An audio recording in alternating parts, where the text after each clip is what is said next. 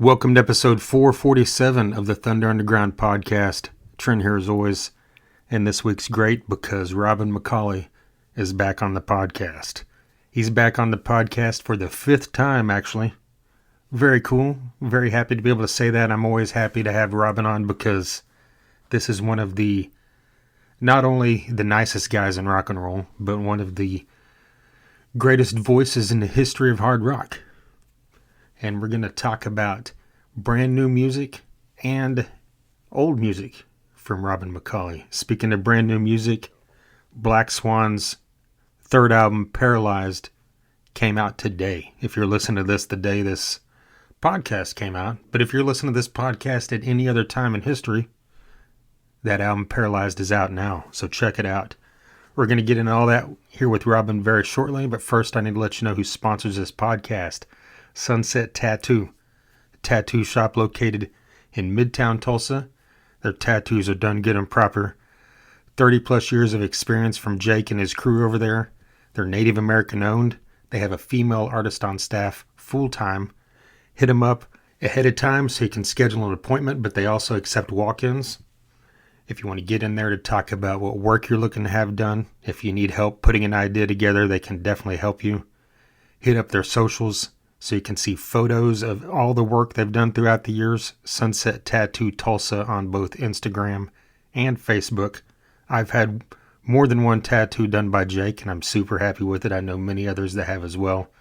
Jake's tattooed a lot of touring artists throughout the years. Some bands that I'm sure you love have been tattooed by Jake as well. Get over there, check out the tattoo shop. He's got tons of memorabilia around the walls of that place that span 30, 40 years of hard rock and heavy metal. So it's a great partnership here with Thunder Underground. So get over there and tell them you heard about them right here. We've also got DEB Concerts, a concert promoter based in the Tulsa area that's brought tons of great acts to Tulsa throughout the past decade, including Saxon, Megadeth, Snoop Dogg, Ice Cube, Buck Cherry, Great White, Last in Line. The list is great and long. And they book the DEB Concerts Roadhouse stage every year at Rocklahoma. And this year is no different. In fact, Rocklahoma just announced their lineup the other day.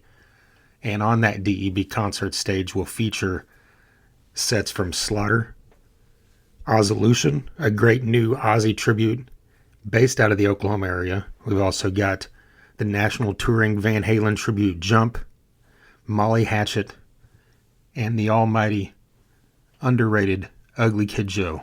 I've never been more excited about a band at Rocklahoma in years, and I'm not exaggerating. Ugly Kid Joe at Rocklahoma. Can't wait. DEB Concerts online. Hit them up at debconcerts.com. Follow them on socials so you don't miss future updates. Of course, we keep you up to date right here as well. DEB Concerts has been the longest running sponsor of this podcast, and we obviously never-ending love here between Thunder Underground and Doug Burgess. All right, let's just jump into the subject at hand, which is Robin McAuley of Black Swan is here on this podcast, like I mentioned up top, for the fifth time. So excited to be able to say that. He's been on here more than most people. There's only been a few people that have been on five or six times.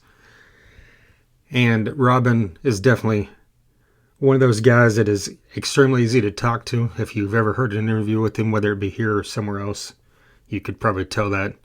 He's a very positive guy, a very happy guy, which is something I love to see. I would assume most people would as well.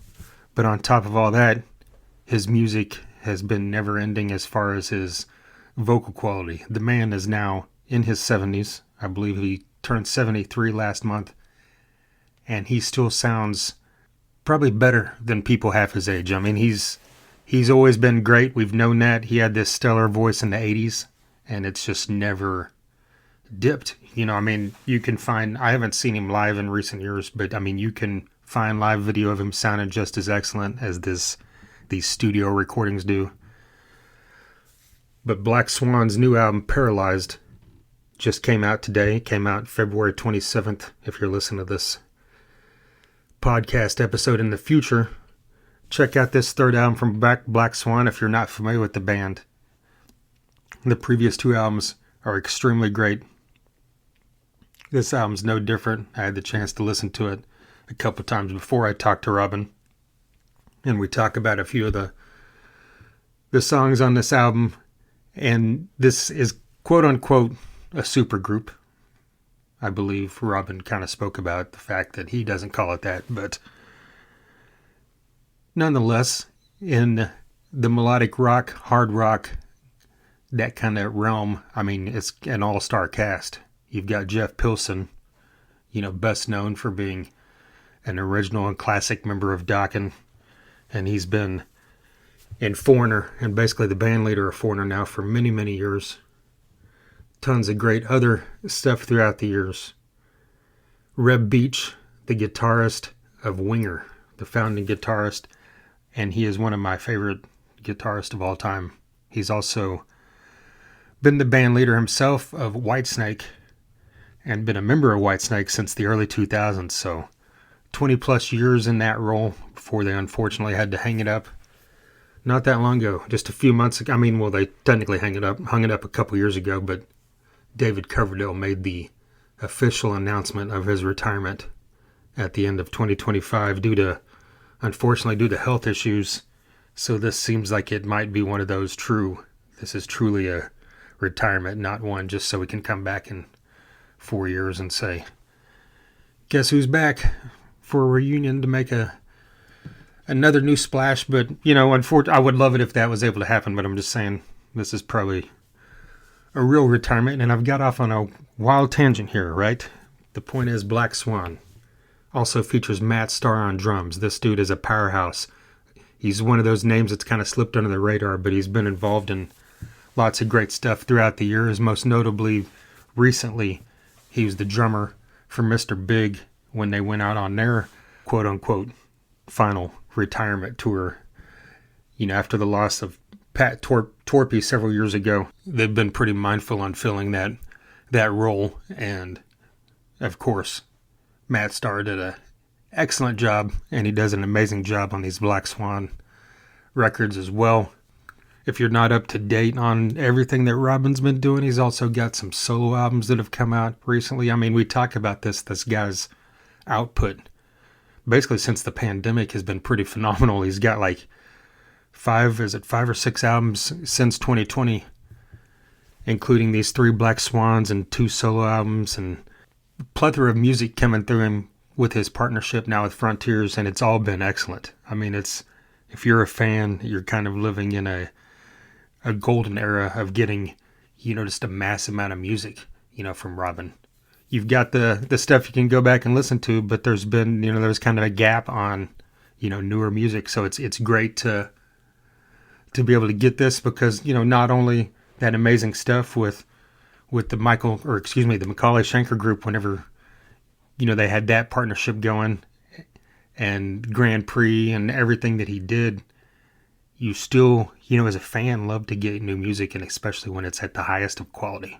So excited that we've got yet another great Black Swan album, and as you'll find out here in this interview, this isn't the final Black Swan album. That's what I'll say. All right, let's quit rambling and let's jump into this. Here's Robin McAuley.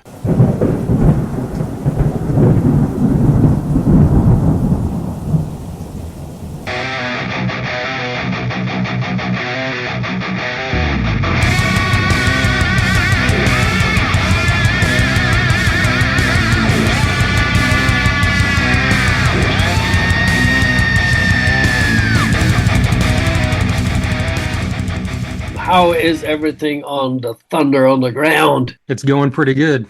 Can see my old buddy's last in line right up there behind you. Yeah. Got the Vinny drum heads. Cool. Vinny's the man. Yeah. Probably the loudest drummer I ever actually sang in front of. Oh, really? Dude is like, even with your in-ears, you're going, what? Yeah. That's very cool to hear. He's a powerhouse. Yeah, first thing first, I noticed a couple of days ago that you just celebrated your birthday here about 3 weeks ago. Thanks for bringing that up. Yeah, late happy birthday. But I wanted to bring it up because I noticed it's the same day my dad's birthday. So happy birthday to your dad. Yeah, absolutely. He just turned 77. So I've got a couple on him, so That's awesome. How is he doing? Is he good? Yeah, yeah, he's doing pretty good. That's the style. Rocking along. 70 is the new 50. That's right. Well, as someone who's almost 50, I'm glad to hear that. Yeah, you got a long way to go. You take a lesson from your dad. Yeah, That's what you got to do. That's what you got absolutely. to do. Follow the yellow brick road. You'll be just fine. Absolutely. Well, right on. You've got Paralyzed coming out here at the end of the month, and you guys already have 3 singles out. Have you been happy with the response you've heard from everybody based off of these songs they've heard so far? I have, Trent. You know, you never know how it's going to go. You do the first record, you do the second record, and you think, well, is that it? But there's been a media sort of eager anticipation going on. It's like, what's this going to sound like? Can't wait for a third. All of that sort of stuff, and we put it out, and we had a teaser out way down the road, which we were going, I'm not sure about this. Then, and the initial talks were for a November release, and we weren't too crazy about that. We're not a well-known band, and then we get lost with all of the Christmas stuff. So it's like, well, just give it away. Yeah. And from that standpoint, we put a lot of work into it. We tried to make the best record that we can do. It's a bit of a cheesy statement, but that's what you do. Yeah. And then you don't want to throw it away. So we got to push back to February 27th, supposed to be February 13th. So 27th is the official drop date, and the response has been great. Can't wait to hear the record. Can't wait to hear all the songs. Yada yada yada. So we're excited about that. We put the videos out, and yeah, it's 2026. What happens to a 80s rock and roll band? Right. We have to be realistic about the whole thing, but you can only feel happy about the fact that you did your best, and you put out a bunch of good tunes. So that's kind of what we strive for, and the rest is in the lap of the gods, man. Right. Hey, it's 2026, and Megadeth just had a #1 album. Oh, the label is going absolutely apeshit right now because it's huge, right across the board, no pun intended, Billboard and then some. So it's huge, and some of my good friends at the label have actually worked it on the marketing front, and they are like beside themselves, So yeah, it ain't over till we say so, I suppose. Right. Well, you guys are now pretty much exactly 6 years removed from the debut of Shake the World, sorry. Yep. Like, how do you feel the band has progressed, like, as you guys have spent this time, recording 3 albums together? Oh, I think it's dare I say it, I think it's pretty evident on Paralyzed that we know each other, we know each other's style. I tell everybody the same thing. We never really sat and discussed what it was that Black Swan should do. We know we're like 80s dudes. Yeah. And the best that we can do is write good. We love melody. We like it hard and heavy, but we like a good melody. So there's always going to be melody. Reb is just a sucker for good melody, as is Jeff. I mean, look at their pedigree. They come from pretty awesome stuff. And when they throw the stuff at me, I'll be honest. I tell everybody this as well. It's like very intimidating. I'm going, I want my mommy. What am I supposed to do with this stuff? Because it's I need to step up to the plate and try to keep up with those two guys, which is near impossible. But I do my best. I demo it. I throw it back at them. I'm going, this is what I got, never knowing what the reaction. They're going, dude, cool. And they may change a note. They may change. I like you when sings this note better, or I like that lyric better. The changes are, thank God, minimal. I meet with Jeff when he's available. He'll call me and go, dude, I'm in town for 3 days. How many songs can we do? And then you can only hope that you're ready to have 3 songs or more. And that's what we do. We get it done. Logistically, it's nuts because, well, Jeff and I are pretty close together here in LA. We're not too far apart. Matt's in Connecticut, Reb's in Pittsburgh. So making that happen, well, boy, it took almost 2 months to put a video together just to get everybody into LA at the same time. Yeah. And as soon as we're together, you think we've been here all the time doing it, you know. Right. So it's fun. It's fun. Really, Reb comes in and he works with Jeff at Jeff's studio, and they shred for a couple of weeks, putting all of the stuff together. I get it. Reb leaves, comes back out, does the second batch. I work on that. I get it recorded. And the odd thing is, it's kind of asked backwards. Matt's the last person to get the track, so the drums go down last. Some people are going, "No, dude, you know, there's such a spontaneity when you get into the room with a band." In a perfect world, you know. But I'll defy anybody to stand there and say you can really tell that the drums went down last. No, you can't. No, you cannot. No, you cannot. And he does an amazing job. And you know, he said to me when we're shooting the videos that what he finds interesting about the process is we give him the complete songs, lead breaks, the whole deal, minus the drums. And he said, I actually have a chance now to hear the complete songs. And he really worked. He's a great singer, Matt, and not too many people know that. Matt's a great singer. So he said, I love to work off the vocals. Yes, of course, the guitar and bass, that's what I'm supposed to do. That's what drummers do, you know, for the rhythm section. He said, but I love to listen to what the vocalist has done. And I work a way around it so that I'm never missing anything that the vocalist is trying to make a statement of. When he hits those choruses, I need to be there pushing that and making a big deal out of it. And I went, interesting. As opposed to, you know, you get the bass and drums into the studio, lay down the backing tracks, and then you leave, and you hear the mix, you go, I knew I should have played that other fill. Too late. And so he gets time to sit with it. And I love what he does. I love what he does. He brings that, I say it, he brings the thunder. He just puts the cream on there, and it's powerful stuff. And then, of course, you have Mr. Pilson, who doesn't miss a beat, pun intended. Because he's such a great engineer, great ear, great producer. And Reb's got so much flash and he's got so much speed, but he blossoms out those killer lead breaks with these glorious melodies that he puts in. So if I sound like I really dig Black Swan as a band, I do. I think it's a great band. I don't think it's not a project. Yes, it is, but it's not. You know, it was put together as a label project. Certainly after 3 records, I don't think it sounds like it is. And I've done 3 solo records in those 60 years also. So I've actually almost like 6 for 6. It's like I've never been so busy.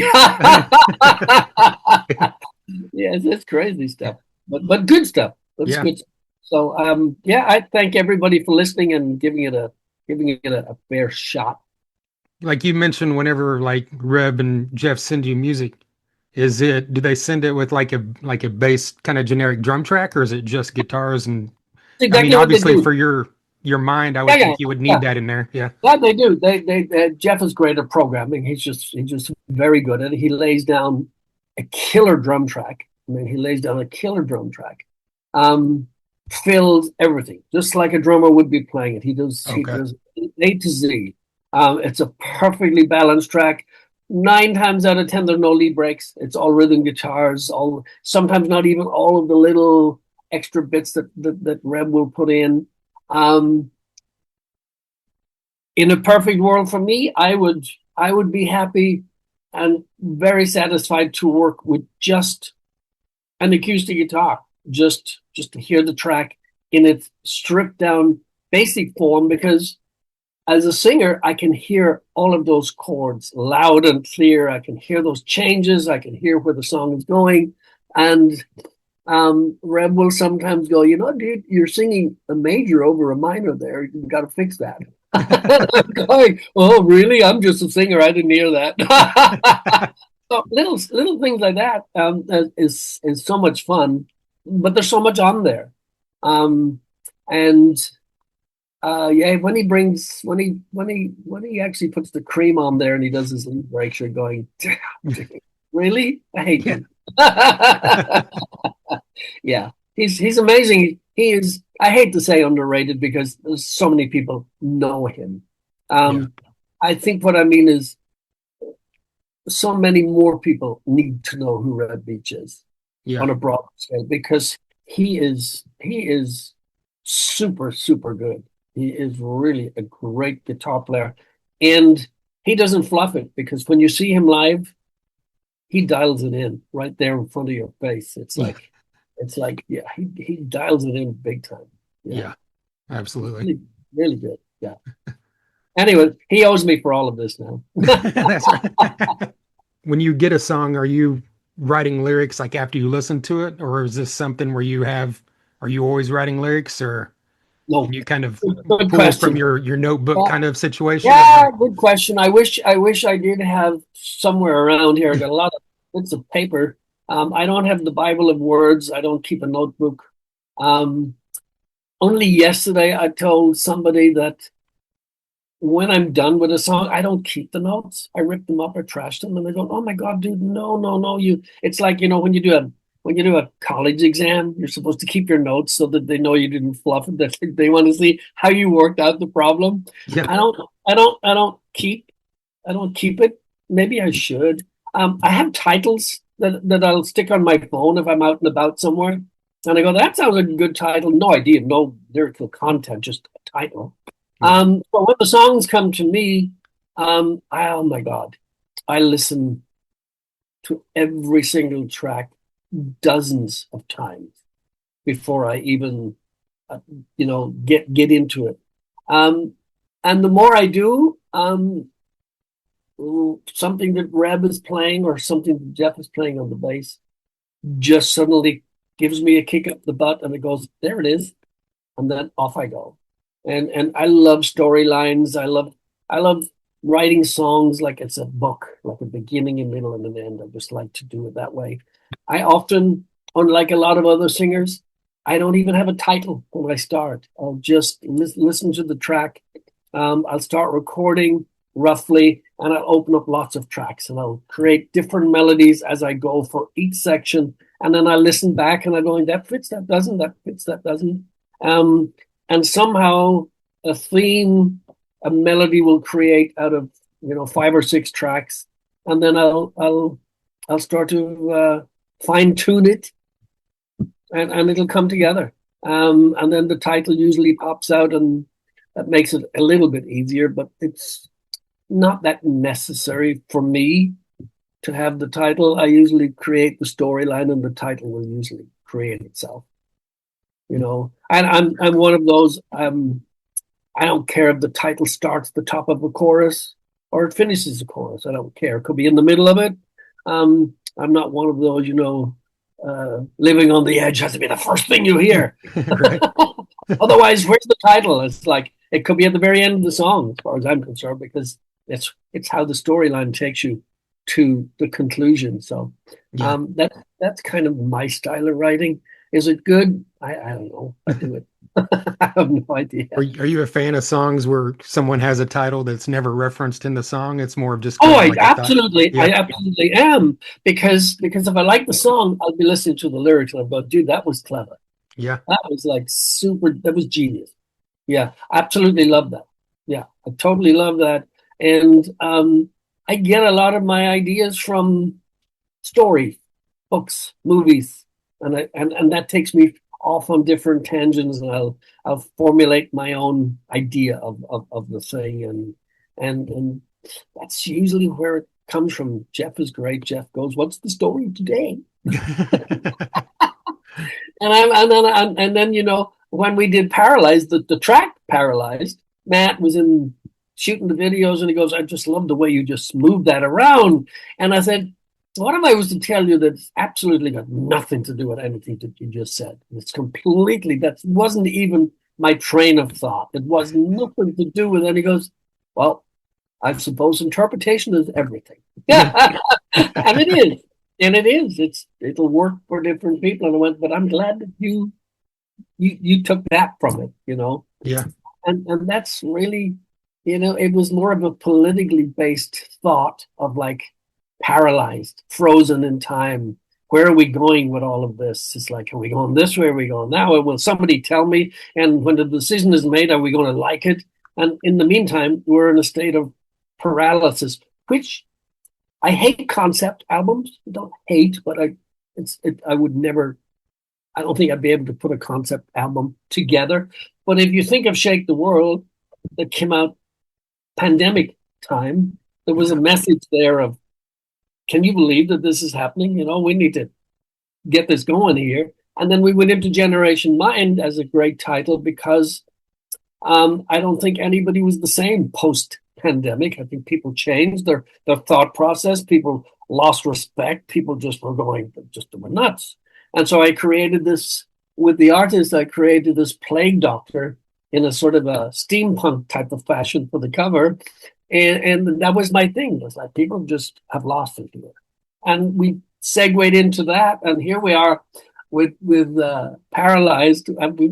Not much has changed. We're even more frozen than we were 6 years ago. Yeah. And we're still waiting for an answer. And an answer will come. It always does. It always does. Hopefully it's the right answer. And so that's where I was going with the whole thing. And I'm telling Matt, and I've told Reb, and Reb goes, that's pretty heavy, dude. You think people will get it? And I went, I don't care. Right. If they like it, if they get it, it doesn't matter. As long as they I know like that sounds a little obnoxious. It wasn't meant, but you know what I mean. Right. Yeah. Well, so like for instance, with Paralyzed, like as the title track, and like you talked about the cover art, at what point did you realize this should be the title track? Or like God. how does that come to you usually? I loved it as soon as I heard the music. I went, oh, there's something really cool here. Even before I had the title, but when I put that chorus together, and then when I came to Jeff and I went, I think we got a single here, dude. He goes, oh, another one? That's what he said. And I said, no, this is definitely a single. Is it? And I said, I think this would be a great album title. And he goes, noted. And we just carried on. We just carried on because we had 2 or 3 other tracks that we thought might be good to go down that direction. And we kept coming back to Paralyze. It was the obvious one. You hear it. I can't sit down and write by numbers. I don't go, oh, I love this music. This will be a single. It doesn't work. It doesn't. Oh, I wish it did. It doesn't work like that. It just kind of takes shape as you're doing it, and you go, this is cool. And then there's so much stuff coming at me. I have to move on as fast as I can to the next. I can't sort of be sitting there going, dude, let me play that again. I wish I had time for all of that. I don't. So you do it and you think, you'll make a note, and I'll keep those notes. And then when we're done, I'll finalize the lyrics and see ya. There you go. And then I'm thinking, I might make a note about that. And my wife gives me hell. She goes, you could keep everything. And I went, do you see the amount of trash in this little studio room I have? Do you want more? Right. I went, you can dig through all of that stuff and find it. But yeah, it goes. Maybe somebody's out in the dump going, dude, did you read this stuff? This is cool. I don't think. Right. Hey, you never know. You never know. After listening to it, the album a couple of times, the song that jumped out to me as my favorite immediately was "Death of Me." The second track, and it's got this real melodic hard rock vibe that kind of harkens back to, what you guys were doing in the late '80s. Most of you, or all of you guys. Just talk a little bit about that song and like how it came together. I think it was in the middle of the batch or something. I loved the riff. The riff's killer. Riff got me immediately, and I went, got to do something with this one, And lyrically, again, I guess I was harking into the sort of the rock and roll. We're all 80s guys. What did we do? Where were we at when we were doing it? And I kind of sort of logged into lyrically what I could do with it. And when the title came out, I I went, this is perfect. And the guys really liked it. And they went, that's an interesting, that could be a little dark, Yeah. a little self-destructive maybe. But we went with because the riff carried it. The riff carried it, the lyric carried it. Um, uh, yeah, I can't really, it's about a year since all that stuff was done. I can't remember everything about it Yeah. because again, I write it and I move on. Um, but it's a cool track. And Jeff did the track listing, and we felt pretty good that it should be right up towards the front, to get it out there. Yeah. And Reb and I were thinking, because we put out If I Was King as a single. And then we were thinking, you know what? I love the intro on it, the whole musical intro, and Yeah. I love the intro on the opening track, When the Cold Wind Blows. And then at one point we went, you know what? Just let's put them all up front. Yeah. Forget all of this balance. Just why wait? Just put it out. 1 and 2 and 3 and 4. And Jeff goes, now, boys. Don't give it all away too fast. So, yeah, it's a fun process, and the guys are great. The Yeah. guys, we kind of, there's a little saying in Black Swan. There's no BS in Black Swan, I like that. and so we kind of that's our mantra. I like that. Yeah. Well, like you mentioned, If I Was King and Paralyzed, these songs, have that harder edge, that Yeah. close to metal sound, and then you've got songs like, Death of Me and Shakedown that have that more melodic tinge to them. Yeah. Is that just kind of like the way you guys write it just happens that way? Because that's what you guys have always done as artists? Yeah, Reb likes to do that. Reb Yeah. likes to do that. When I heard what became Shakedown, I started thinking, because I'm Irish, I started thinking Thin Lizzy-ish. Oh, I yeah. started thinking about that, and I went, and it really was playing heavily on my mind. Not only the fact that this year is the 40th anniversary of Phil Lynott and Thin Lizzy, Okay, and yeah. and so there's a little homage to Thin Lizzy right on the tagline at the end of Shakedown, and I stole it from Jailbreak because I went, tonight there's going to be a shakedown. Tonight Okay. there's going, and I went and we just put it on the tag because I went. It was just my little salute. Plus, I actually got to work and record with both Brian Robertson and Scott Gorham from Thin Lizzy. I Okay. recorded, I recorded and wrote songs with both of them. And when Filthy Animal Taylor and Brian Robertson left Motorhead, we had a band together called GMT with the bass player from what was the Alex Harvey band and Michael Schenker group, Chris Glenn. Um, and so we had a thing going for about 2 years. There was an EP that came out on Mausoleum Records in Europe as a result of that. So, and of course, Filthy has left this world, and he was a character. He was a major character. So yeah, a band that I absolutely loved, a band that I saw when I was 12 years of age, with the original lineup with Brian Downey Oh, wow. and Phil and Eric Bell playing guitar. And Whiskey in the Jar was an old Irish rebel song that could only get airplay on Radio Luxembourg, which was a really late night rock show in Europe. And then a DJ called John Peel at the BBC in London would start playing it on his late night rock show because, rockers only stay awake at night. Right. Duh, right? And there was no daytime radio, rock radio in Ireland when I was growing up. I used to listen to Motown. Most of Motown was my jam, man. Yeah. And Levi Stubbs, who would not love Levi Stubbs' voice with the four tops, and Obie Benson. It's like real musicians, real singers, real lyrics, real hook lines, and I drew a lot from that. And then I got a chance to see Thin Lizzy, and the rest, as they say, was out the window. So After was that, Thin Lizzy the first like rock band that pushed you Thin into the rock Lizzy, world? Thin Yeah. Lizzy was Yeah. what I got my teeth into. Okay. Being Irish, seeing them on the circuit. Most of the times you couldn't actually go see them because we just couldn't get near them.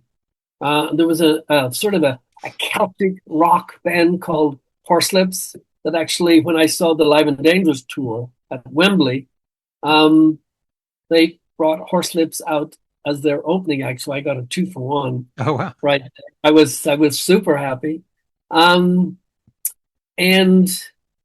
yeah, after that I was like totally into Free and Bad Company and all the rest of it. And later, much later, I got into Zeppelin. I didn't get into early Zeppelin that much. And there was a great band in Ireland also called Skid Row. Yeah.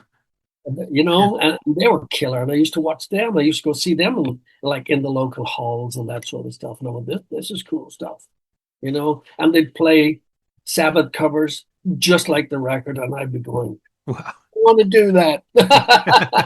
Yeah, I want to do that too. Yeah. And it was great that there was I was surrounded by so much talent at an early stage that it was just hard. My dad was a soldier, and my dad used to say to me, he goes, you should join the Navy and see the world. And I went, would you be upset if I saw it from like a tour bus? And unfortunately, he never, ever, ever, ever got to hear anything that I did before he passed. He saw me live, heard a song, never anything. But was he supportive of that notion when you first?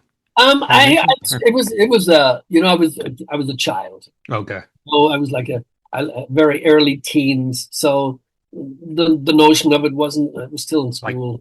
Yeah, whatever. It was never going to happen. But I did volunteer, and I was National Guard for like 5 years. Okay. So all of the discipline on the uniform, I would give me a gun, man. I was totally into all of that stuff. I volunteered. I had cups for sharpshooting. I was like, yeah, don't mess with me, man. Yeah, and then the rock and roll thing got me, and I moved to London and joined a band called Grand Prix. Yeah. Grand Prix took me into Michael Schenker group that became the McAuley Schenker group. And here we are, wallowing in Black Swan years. Well, yeah, that's a good segue into one more song I wanted to bring up from the album, which is "Carry On," because to me that has a real McAuley Schenker feel to it, even though it's obviously Reb Beach. It doesn't sound like Schenker, but it's just something about that song that really reminded me of that. Interesting that you should make a comparison. Maybe it's just my take on the type of melodies that I write, and then you bounce it off somebody like Reb, and then you get that. People used to say. Now that you mention it, people used to always say to Michael when we first started McAuley Schenker Group, "What's so different about this than it was with Gary Barden's or Graham Bonnet?" And I remember clearly Michael would always say, when you put different elements together, you're going to get something different. The same as if you put somebody different than Lou Gramm with Mick Jones, you're going to get something completely different. If Robert Plant had not been in Zeppelin, you would have a completely different Zeppelin. So taking that sort of approach, you're going to get something different. But the core factor, whether it's the guitar player, the bass player, or the singer, you're going to get their elements combined with that other element, and out of that you get a sound. Yep. When Black Swan first came together, Jeff was the second guitar player on the MSG Unplugged tour that we did, and he was also on the last studio record with the late and great James Kotak. Okay. So the history between Jeff and I is years long. Yes. And so when he approached me, he said, "I want you to do this. I'm not approaching. I don't want any other singer to do it. I want you to do it." Reb says he wanted to do it because we want to mix these elements together because we think we're going to get something great out of it. And 3 records in with Black Swan, I think Reb and I have established a great writing relationship together. I love what he does. He said he said he likes what I do. So 3 records, 3 records in, and we have a good working ethic, and we like the same kind of melodies. So I think from that approach also, um, it works. Yeah. Yeah, I love what we do. I'm really happy with the. It's I'm in my wheelhouse with Black Swan. It's good. It's got the aggression. It's got the harder edge, but it has that melody that we're all, and we collectively find ourselves in that spot. We go, once it has the melody, we'll make it work, even with the hard undergrowth, and that's what makes that. I think we have a quintessential Black Swan sound. I think if you're Yeah. familiar with Black Swan and you hear it, you go, I think we have a stamp that's ours, even over just 3 records. But again, you have to be familiar with what we do. But if you Right. are, if you are, I think you can hear us on Yeah. that. I hope Yeah. I'm right saying that. Well, no, I mean, I firmly believe from a fan standpoint, it's like, singers and guitarists are always associated with the other usually. And like when I Yeah, hear the name Robin McAuley, the first thing I think of is Michael Schenker. of But course. nowadays, when I hear the name Robin McAuley, I think of Black Swan just because I've Ah, listened to it so much over the last few years. So I feel like your voice with Reb Beach is just as important as your voice with Michael Schenker, in my yeah, opinion. Yeah. yeah. And there's more Schenker coming. There's a new record that we haven't promoted yet. Don't Sell Your Soul. We have Japan on the cards and Europe for the end of the year. But in the meantime, I was so honored. I got invited back as a solo artist to Sweden Rock Festival this year that Yeah. I'll perform. 2 weeks time, I'll be going to the label in Naples because it's their 30th anniversary in the business. There'll be a show there, and fingers crossed, towards the end of the year again, there's another Frontiers celebration that'll take place in LA, and Black Swan might actually step up on stage and Oh, make really? make some noise. And that's what we're working towards that. We're not talking about it too much because we're not there yet, but it's in the talking. It's in the okay phase. Yeah. And that's a start. We never got that far before. Right. So Well, as a like you mentioned up front, you've done 6 albums in the past 6 years. Do you attribute that directly to Frontiers and Jeff approaching you early on, or do you feel like you would have been that prolific anyway at this point in your life? Or oh, I was approached by Sarafino at the label almost a year before Shake the World came out. yeah, He said, we'd love you to do a solo record for the label. And I said, nah, it's not my thing. I'm not a solo artist. I'd rather not do it. I wouldn't know what to do. We were very honest with him. And I said, I would put that up on the back burner right for now. And 6 months, 12 months in, Jeff calls me and he goes, Serafino's been on the phone and wants me to put a super group together. And I went, well, why are you calling me? and we both were not on the same page with supergroup because we'll just say yes. Reb is doing it. I've got lots of suggestions for great bass players and great drummers. And I went, you're not playing bass? And he goes, no, I'll be producing, might get involved with the writing, but it's not my intention. I just want to take a step back and develop it. And I went, see ya. He goes, why? And I said, no, if you play bass, I'll do it. And then when we started writing, we decided we'd work up a couple of songs just to see where it went. And there's a funny story with that because the very first piece of music I got from the guys, I came back into the studio. I didn't demo anything. And Red was here in LA at Jeff's studio. And we came together. We're sitting, we're talking, we're just BSing around the place. And Rep goes, do you have anything for this stuff? And I went, yeah, I have this idea for this piece of music. and it was called Big Disaster, which was the second track on Shake the World. And he goes, dude, we've never worked together before. And the first song that you want to record is called Big Disaster. So, and, and that is a true story. So if that doesn't get you going Yeah. in the opposite direction and you're going, oh, dude, seriously? And I went, yeah, but wait till you hear it, you know? And so I threw it down as a rough and that was it. No more conversation. We went, it's going to be great. This is going to be great. And it was the second single of Shake the World, Shake the World, Big Disaster, and I think a ballad, Make It There. Yeah.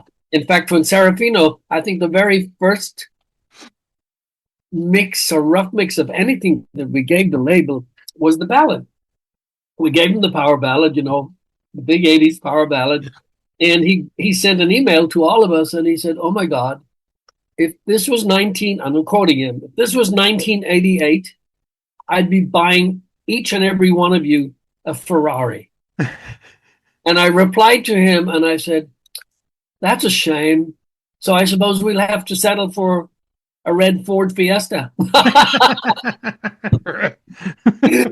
Yeah, which I didn't get, by the way. So, Maybe after 4 albums now. Maybe after. Oh, there will be a fourth as segue. Yeah, so Jeff told us when we were shooting the videos for Paralyzed and If I Was King, and he said, by the way, guys, when we recorded Shake the World, I forgot to mention that the contract said 3 records. Oh, not including this one. And I went, oh, so there'll be another record. That's what we're told.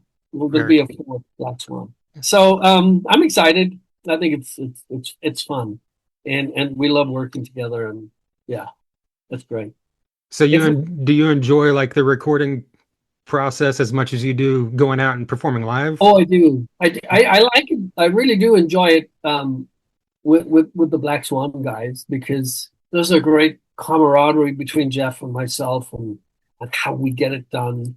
And I do lots of other projects that are super, super interesting. And I like doing stuff that takes my voice somewhere else and not just always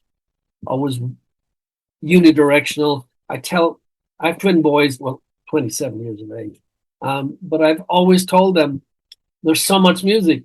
Don't get tunnel vision. Listen to everything. You owe yourself to listen to all the music. I mean, all the music across all genres. There's so much. Why wouldn't you want to take it all in? Don't have to like it all. Don't have to like it all. But listen to it. Good to hear what Joe Blow is doing in this one. It's great to hear it and go, I would never think of that. I would never be able to write that. And it's good because that's what music does. It touches everything. It really does. And leaves an impression. Again, whether you like it or not, it will leave an impression. You go, dude, I hate that stuff. But at least you remember that you hate it. Right. You know? And so I do lots of different stuff. A lot of which is out already. I guest on a lot of records that are out already. There's a great project that will come out, I think, in September. Already there's a single off it, I think, called Wreckage. The album will be called Moonlit Masquerade. Beautiful artwork and very symphonic, really, really cool stuff. So a very different hat. Something different that's very interesting to me. Got a chance to write the lyrics, write the melodies, create a real life storyline. and so I love to do other stuff. So the studio, I love the studio. I love the studio, but I love the live. You know, I did a Vegas residency that I was involved with on a weekly basis, 5 nights a week, at 1.6 nights a week. In 7 years, I performed almost 1,500 shows. with his Wow. residency. I went in for 1 year after the pandemic, and then Schenkerfest went out on the road, and I went, the festivals, the touring. I miss this. As opposed to it was so easy walking out on stage every night, same stage, bed to work, that kind of Yeah. thing.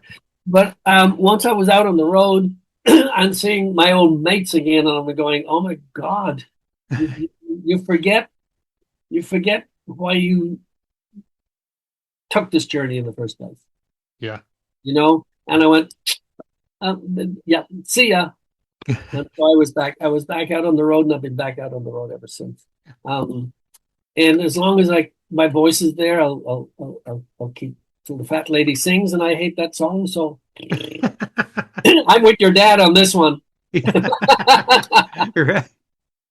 Well, on these solo shows that you've got coming up and the ones you've done in the last year or two, like, are you performing Black Swan songs at these shows as well? No, No? I Okay. don't. I don't because I think it's unfair. At one point we did, and I went, this feels funky. Okay. This feels kind of funky. Um, Good question. Mostly McAuley Schenker songs and solo songs, simply because a lot of promoters came to see MSG at the festivals out on tour, and they were bitching to me that there was no McAuley Schenker songs in the MSG set. And I went, Yeah. well, it's not a Schenker group set, it's not McAuley Schenker group set. And I went, yeah, but even though there's so many great songs on there, and they said, we're going to put something together. We'd like to approach you and see if you're interested in taking it out solo. And so that's what we're doing. And when I play Sweden Rock, there's a great band who are huge Macaulay Schenker group fans. And they are also a band in their own right. They're called the Gathering of Kings out of out of um, out of Sweden. And we've done a bunch of festivals already. They'll be with me on the Sweden Rock Festival. And then there's a whole portion of that set that's dedicated to the acoustic portion of it, which is going to be super cool. We're even taking it, if we can, when we tour with it, of actually having even a quartet or maybe a small orchestra up there with us, Oh, wow. just to give it a twist and to do it, take it one step further, as opposed to just a bunch of guys playing acoustic guitar. Well, this is the acoustic part of the set, um, which would be easier to do, but we figure we're figuring out how to find ways to make that happen. And of course, there's multiple ways when you come into different cities to use their local orchestra to do that, and it's a great opportunity for them Yeah. to highlight what they do for the community and who they are. So super interesting stuff, and it just gets the whole thing very excited to do it that way, Yeah. because great opportunity for school orchestras, community orchestras, local, just it's so much fun. Yeah. So that's in the planning. Fingers crossed we can make all that happen. I'm pretty excited about that because there's some great Macaulay Schenker songs that will lend itself to that sort of musical interpretation, if you will. Yeah. I'm hoping that would be recorded if that comes to fruition. I would be ashamed if it wasn't, Yeah. because it's going to take a lot of work to put that together. So it'd be a shame not to do it. So I would say yes to that part of the question for sure. Yeah. And if we get multiple shows, then there might be a little spot for everything. Make a great video, especially if you have different communities coming together. Great tool for them too, I think. And we'll do it. It'll be no pun intended. We'll do it classy. It'll be classy, yeah. Yeah. So it's all in the planning. But that's what we kind of got going on. Yeah. Very cool. A random question for you about Macaulay Schenker. When you first joined, was the decision to change the name like Michael's, or was that a label thing, or like how did that come up? That was 100% Michael's. Okay, cool. It certainly wasn't mine. I had absolutely no. MSG, and at the time, my band Grand Prix were stablemates. We were all on Chrysalis Records, so we all knew each other. And I was performing with Grand Prix in London as a warm-up for the Sammy Hagar tour, for the Stanley Hampton tour. Okay. And Michael, Chris Glenn, the great and the late Cozy Powell, God rest his soul, Andy Nye on keys, they all came out to see the show. Next morning, I get a call. We're in rehearsals. We'd love to have you come down. We really like what we saw last night, what we heard. And I had to refuse because I was leaving literally on the day to go out and tour. It was a warm-up show the night before. And I got so much flack in the English rock magazines. You know, who does this Irish upstart think he is, refusing to go to a Michael Checker rehearsal? It just wasn't just that cut and dry. You know, I had a commitment. What do you want me to do? Just go, sorry, guys, I know you start tour tomorrow. See ya. You know, for something that may never have materialized, right? Anyway, 4 years later, I get the call because I was now part of a studio project out of Frankfurt, Germany. The thing I was doing with Brian Robertson and a studio producer by the name of Frank Farian heard what we were doing. He invited me into his studio, and I ended up recutting Stairway to Heaven against much pushback because it was never a single. It was a Zeppelin song, Blasphemy. And Bobby Kimball from Toto was part of that single, and we sold over 2 million singles just alone in the UK. Wow. Went top 10 with that, top 40 with the record. And Rudolf Schenker heard that on the radio. You couldn't escape. It was a massive hit. You couldn't escape. Rudolf heard it, and Michael was at Rudolph's studio in Hanover in Germany, auditioning singers. And Rudolph heard it, and he goes, Michael, I think maybe you want to call this singer here. And Michael goes, I know who that is. He refused to join me 4 years ago. So it's kind of pointless me calling him. And he goes, no, I think maybe find him. So the management company, who were also Scorpion's management company, they tracked me down in the UK and said, we know where you're going to be on this day and this day and this day, because we talked to the label. Would you come to Rudolph's studio and audition for Michael? And I went, now that's a thing. I really don't fancy myself or see myself as a MSG singer. But they kind of pushed, and I went, okay, let's do this. Let's put this to rest. And I flew in on a Friday night. Rudolph Michael picked me up from the airport, went to his studio, stayed there till 3:00 in the morning, going over old MSG stuff. They gave me a cassette tape with something that had no lyrics, no melody. Have a listen to this, if you could have it ready for tomorrow, and all of that sort of stuff. And I go, I'm going to sleep. I'm not working on something at like 3:00 in the morning. But I'm Irish and stubborn, and I got up and I had breakfast, and I went, okay. So I worked on it, left it there, came back into the studio till about 7 or 8 on the Sunday evening. And then we were done, and Rudolph goes, the song on the cassette, you work with it. And I went, oh, yeah. And I said, just roll the tape. And I ran something by, what was it called?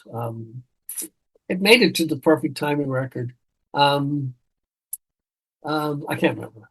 But I went back to London. I was living in London at the time. It was snowing. It was very cold in Hanover. I remember. I'm going, can't wait to get out of here. And I got back home, and about 5 days later, Michael calls me, and he said, Robin, Klaus and Rudolph and the management and myself and a whole bunch of other people listened to all 17 singers. I was the last of 17. And we want to offer you the job of the new MSG singer. And I went, whoa, dude. I don't know if I call him dude at the time. And we discussed it, and I said, okay. And he said, but there's just one other thing. He said, I know that you've always said you love the MSG logo, love where it sits on the shirt, one of my favorite logos. And he said, so I've had an idea. He said, because of my UFO years, I worked with singer Phil Mogg, M for Mogg, M for Michael, M for McAuley. And I went, yeah. And he goes, I think I'd like to change the name because I really would love to have an equal partner. I'm fed up doing all of this by myself for so long. I'm fed up answering the phone. I need to concentrate on playing my guitar. I don't want to be dealing with all of this stuff. I've been doing it for too long. And I would love a partner who would take that load off my shoulders. And I would like you to take the M, and we call it McAuley Schenker Group. And I started laughing, and I went, do you see how long that name is just right there? I said, hey, you know? And he says, well, we could call it MSG. And I said, yeah, just you keep your MSG. I'm fine with it. I don't need it. I said, it's established. If it works, you don't fix it ever, ever, ever. Yeah. I said, too complicated. Not part of anything that I want to formulate as a reasoning for taking the gig. Not interested whatsoever. I'll say yes to it. Yeah, I'll join the band. Not interested in the name change. There's no. That's something that I really insist on. I think it would be a new phase because it's time for Michael Schenker Group to do something different. And how will they see it as something different if we don't make a conscious change to the new setup? And I went, whatever.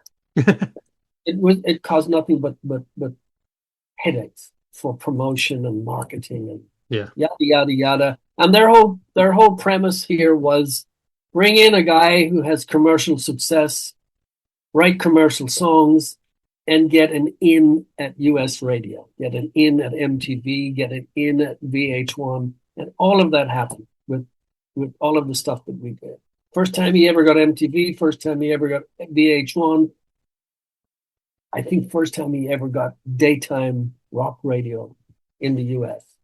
And I got nothing but, excuse my French, shit for it, because it was like, what has this singer done to MSG? And now it's all way too commercial. And you know, we were bounced off the likes of your Def Leppards and your Warrant and your White Snakes and your Bon Jovis and yada yada yada yada yada and your Wingers. Ah, hello, hello. And so there was so much pressure. Write the songs, write the songs, write the songs, write the radio hits. And it's like, what are we, like conveyor belt music? Right. You know? And there was so much pressure on that that I'm so happy with this phase that we've been in for so long now, where you don't need that pressure. It's like, just write your songs like you want to write them. Write them because you enjoy writing it, not because it has to fit in it. And if you remember it, if you didn't have the MTV play and the visual with the VH1 videos, if you weren't in the ear of the US public because of radio, which you had to get into your local radio stations and hammer that stuff to be heard, you wouldn't get a tour. Nobody knew who you were. You needed somewhere on the ladder to go, yeah, I know who that is. You know, to be opening up for a Whitesnake. And we opened up for Rush, was the first tour we ever did here, simply because we had radio play. Yeah. You know? And you know what it's like. It hasn't changed that much. It's flavor of the week. Yeah. You know? And as soon as the ice cream melts, like the ice on the front cover of Black Swan's Paralyzed. See, I was lying. Bring it back around. There is it all comes around to haunt you at some point, you know, without the pressure. And all of that was there. And I think part of that reasoning is why Michael never plays any of those songs in the MSG set. But people continuously request. They always want anytime. They always want when I'm gone. Save Yourself we used a lot. It's one of the best show openers, period. Oh, you ever get a chance to look at MSG Live in Tokyo, where we come out there, or we did we did a whole bunch of festivals in Japan, and we opened with that. And it's when he hits that riff, it's you're going, whoa, man, you know, because he's awesome, and I think he plays better now than he ever did. He's so focused. The UFO stuff is so successful. He just come back from Japan, and now they will start the next leg of the European tribute to UFO, and then it'll be MSG time. Yeah. And maybe Black Swan should open up for MSG, or MSG should open up for Black Swan. Right. So yeah, as long as we're making good music, I think I'm in a happy place. So sorry for the long answers, but Oh no, I love them. there's no easy answer to anything. Yeah. I'm in a happy place. It's I'm enjoying the music. I'm enjoying performing it, and yeah, onwards. I Yeah. say it ain't over yet. Yeah. Well, speaking of Save Yourself, Destiny, the song Destiny is always one of my favorite. Written by McAuley myself. Schenker. Yeah, written by myself and keyboard player Steve Mann, Okay. who we also wrote Anytime, believe it or not. Okay. Steve and I wrote Anytime as well. Yeah. Very cool. Yeah, I feel like Destiny. I mean, I listened to Save Yourself like last week because it had been a long time, and listen to Destiny, like lyrically, that even kind of sounds like what you're still doing with Black Swan. It's kind of like that positivity, that outlook, forward looking kind of. Some things just never change. Yeah, but thanks for noticing. Yeah. It means you're listening. Yeah. You're listening. Yes. Well, final question for you. I mean, last year alone, we lost Sly Stone, Ozzy, Ace Frehley, Brian Wilson, like all these like true legends of music. And obviously their music will live on forever, but do you feel like rock music now is in a good spot to where with like the artists that are out there in the spotlight right now, do you think it's in a good spot going forward to continue throughout the next few decades or? Well, we've lost some greats, and I wanted at the top of the show to offer my condolences to the great Brad Arnold from Three Doors Down. Yes. First time I heard 100 Days, it broke my heart. I went, this songwriting is killing me. Then Here Without You was like, it just kept getting better. And then when I read that he was only 15 in his math class when he wrote Kryptonite, what a loss at 47 years of age. Hadn't even started, So my deepest condolences, and I know the whole industry right across the spectrum are paying condolences to him and Three Doors Down and his family right now. Yes, we lost Ozzy and so many greats. I'll digress for a second. I remember I was in conversation with somebody and who were not really interested in rock music per se or any of the genres. And the answer was very flippant, and it says, well, what everybody's complaining about, you guys are getting old. Of course you're going to die. I'm going, what? and it just came out of one corner of the room, and I'm going, horrible person, Yeah. There was no thought, no feeling, no sentiment, no memory attached to it. Because I think when the music and the artist, there is a memory. You know where you were, what you were doing most of the time when you heard a particular song, and it resonates with you and it stays with you all your life because you love this genre of music and this guy's voice or her voice, or what did it mean to you in your personal life or your family life or your moment in time. So going forward, I think we're just going to have to take all of that load with us, and hopefully we'll learn and make new and fresher music. But it comes from there. It all comes from there, all of it. And we may not be conscious of the influence that it has on us, but it does. It does. I mentioned to you earlier in the show, I grew up really listening to Motown. A lot of the Motown melodies resonate with me when I'm writing, whether it's conscious or subconscious. It's the hook line, it's the memory, it's the words, the lyric, it's the storyline, and rock music captured a lot of that. Rod Stewart is a huge purveyor of Motown, simply for the fact this was great music. I mean, it's as good now as it was Yeah. back in Motown and Philly sound and all of that, because it was great and it's still great. And first record I ever bought was Creedence Clearwater Revival. First first piece of vinyl I ever, and I bought it as a gift for an old girlfriend. And I took the shrink wrapping off and I put it on my turntable. I listened to it and I went, she's not getting that. And that is a true story. And if you listen to Fogerty's voice of how that captivates that passion and that era, I take that with me. Huge influence. All of the Foreigner stuff, Paul Rodgers, all taken from early soul music. And I used to think, how can that white guy sing with so much soul? Came from somewhere.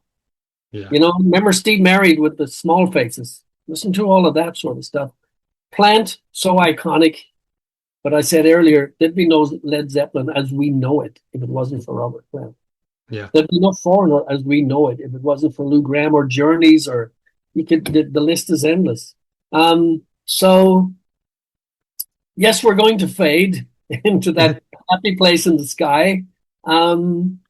But the legacy will live, I mean, we're still celebrating Ronnie James Dio because what he left behind was just everlasting,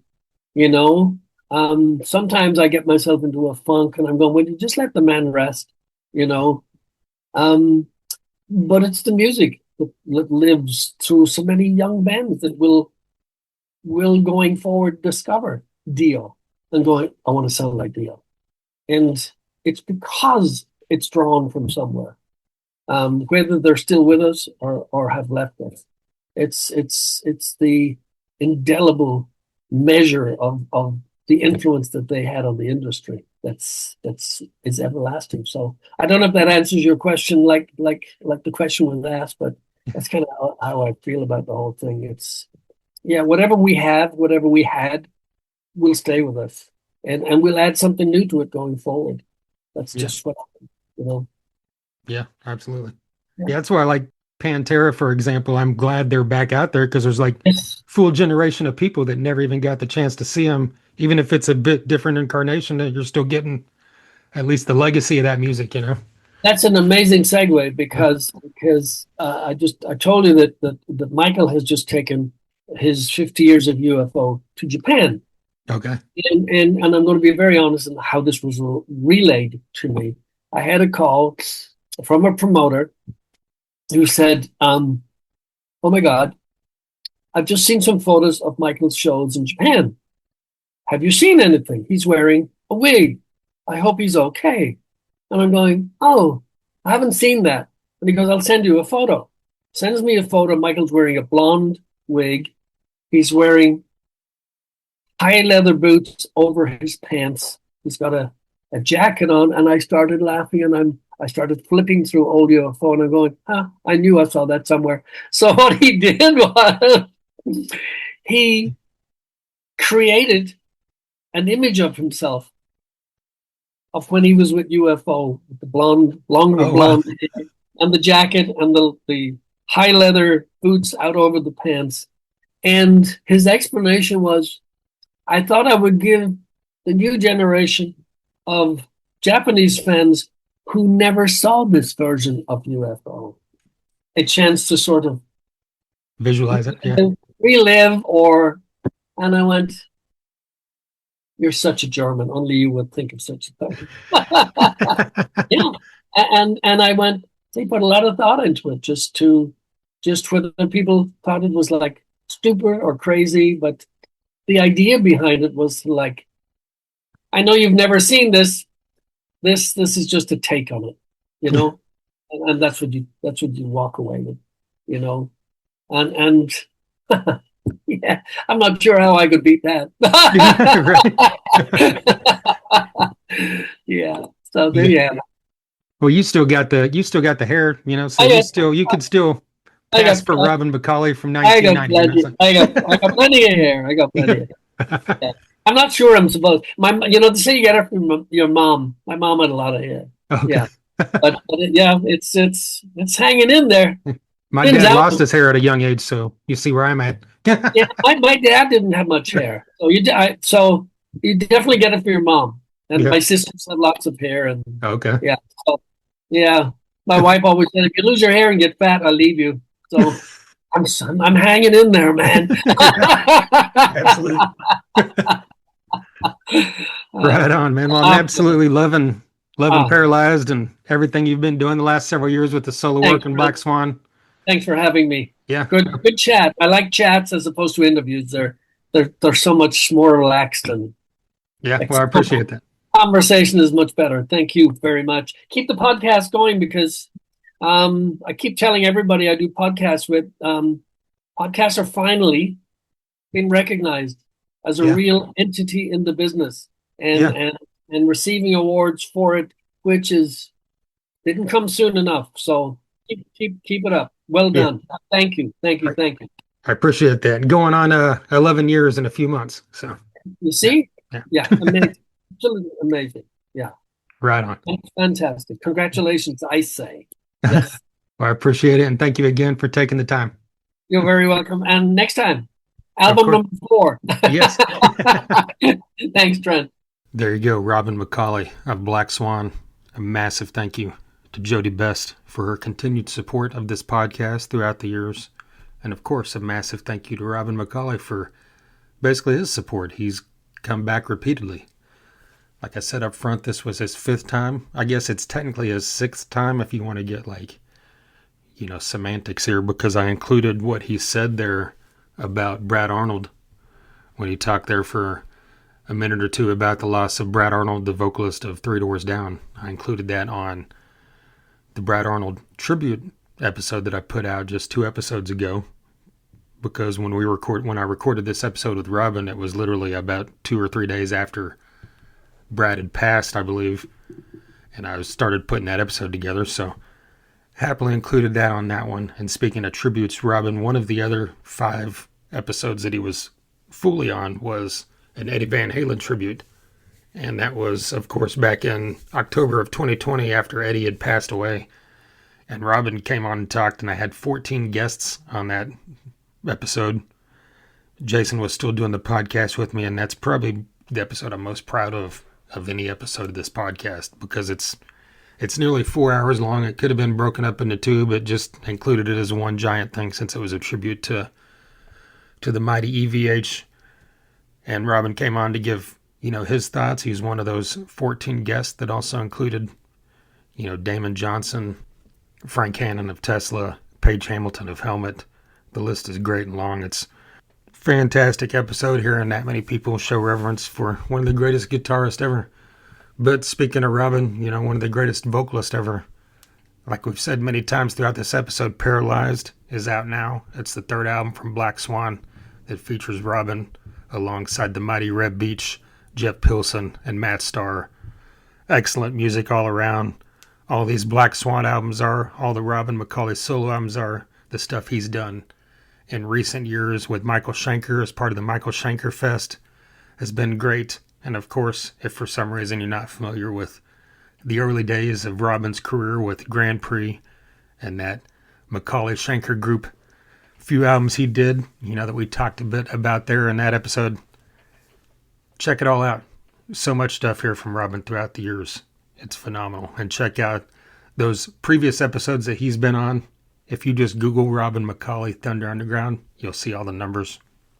If I repeated 5 numbers to you right now, are you going to remember them? Probably not. So if you're interested in those other ones, check them out.